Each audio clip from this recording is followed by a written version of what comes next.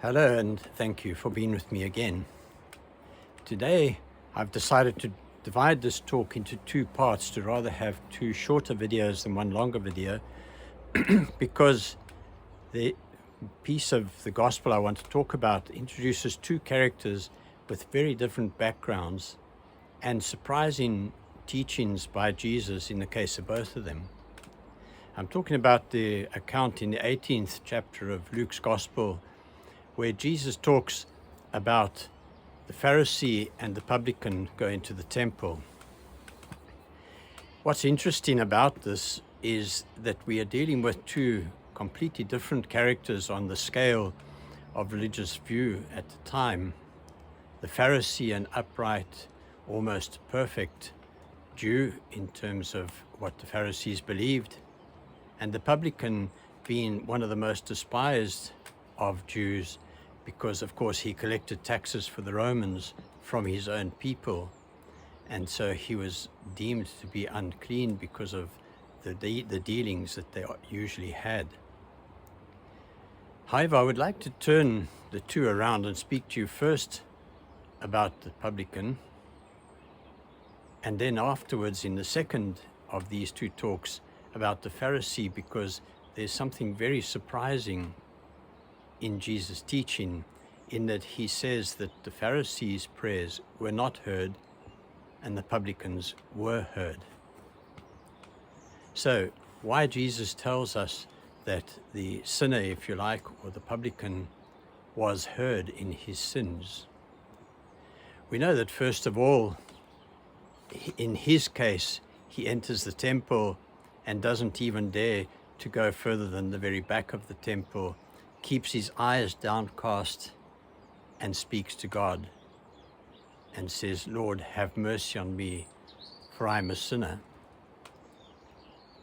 What is interesting about Jesus saying that this man was heard is that, as I said before, being a publican, he was seen as someone who was not really clean, not really allowed to take part even in their liturgical celebrations and so on, because he was deemed to not be a person that they would want in that group. However, what is very interesting for us is that if we look at this man, he did make this very humble prayer, which is what Jesus was praising. But the other facet of what he has to say is so very interesting, in that he realizes that his life as a publican is not what is ideal according to his religion, but he's not able to leave this. He doesn't promise to leave this way of life, and yet he is heard. It reminds you a bit of the rich young man who came to Jesus and asked what he could do, and Jesus said to him, "Go sell all you own and come follow me." And he went away downcast because he didn't feel he could do that.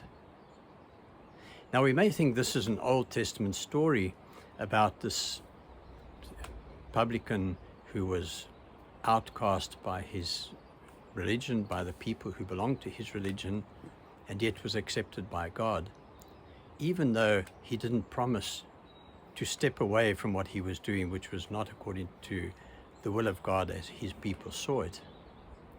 And this should tell us a lot about how God sees us in our sin, because he is not just angry with us and wants us to just do what he wants, come what may. He understands that sometimes it's difficult to step away from the position in our lives that's causing us this separation from him or from his way.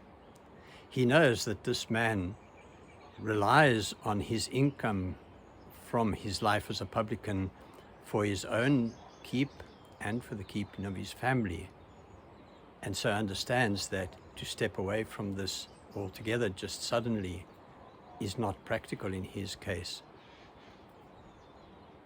And so we can see that God does not expect us to become perfect overnight. He does not expect us to be perfect when we come to speak to him.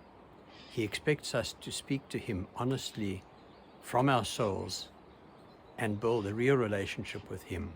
The growth can come later, as we develop our relationship.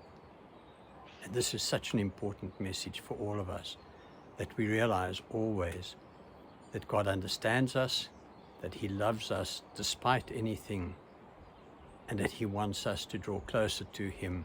He will accept us from where we are. And so I refer you to the second part, where perhaps even more surprisingly, Jesus says that although this Pharisee was such a perfect Pharisee, he wasn't heard by God in his prayer. May God bless you. Thank you.